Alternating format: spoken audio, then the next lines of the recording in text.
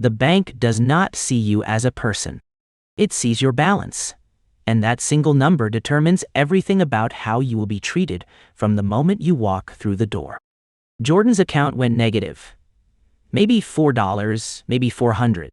The number barely matters, because the system that responds to it does not scale with the severity. It simply activates. Level 1, overdraft. The overdraft fee lands within hours.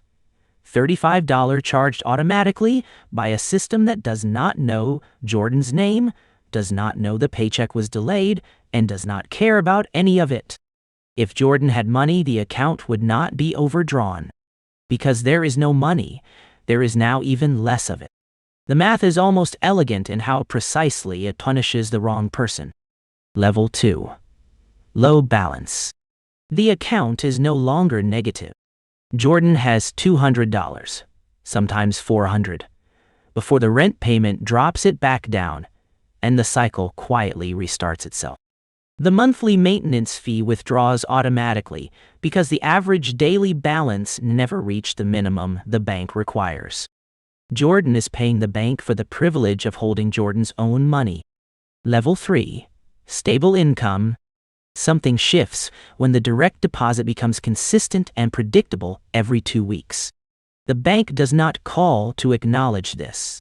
It notices algorithmically and quietly moves Jordan into a different behavioral category. Credit card offers arrive in the mail now. Not the secured kind that requires depositing your own money as collateral, but real cards with real credit limits because the income pattern finally made Jordan a viable revenue source. Level 4. Growing savings.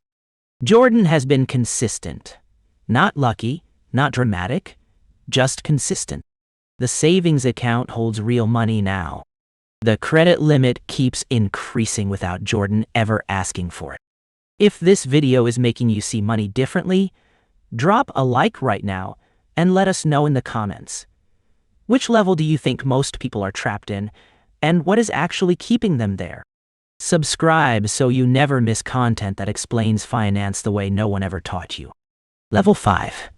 High savings. Combined assets now exceed $150,000. The bank's phone line is different at this level. Shorter hold times, more senior staff on the other end, and someone with real authority to actually resolve problems without escalating. Pre-approved products begin arriving without Jordan asking for any of them. Level 6. High net worth. At $500,000 in investable assets, the bank stops being a place Jordan visits and becomes a service that comes to Jordan instead.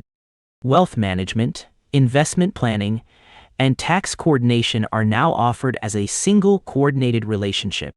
Loan approvals move in days now, not weeks. The rates are meaningfully better than before, and when something goes wrong, the resolution happens in the same call, with no scripts and no waiting. Level 7. Very high net worth.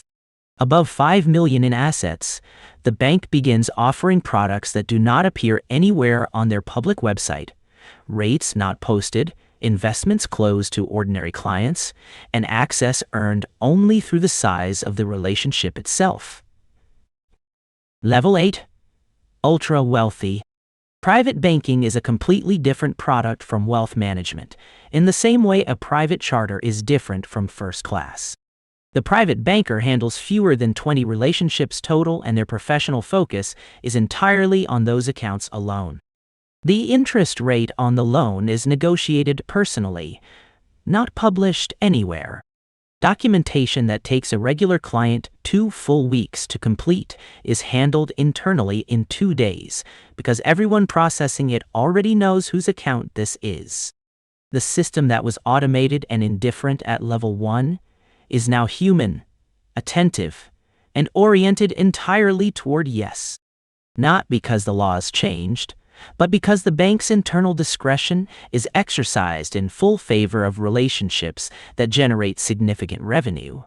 And losing Jordan would matter to people whose careers depend entirely on not losing Jordan.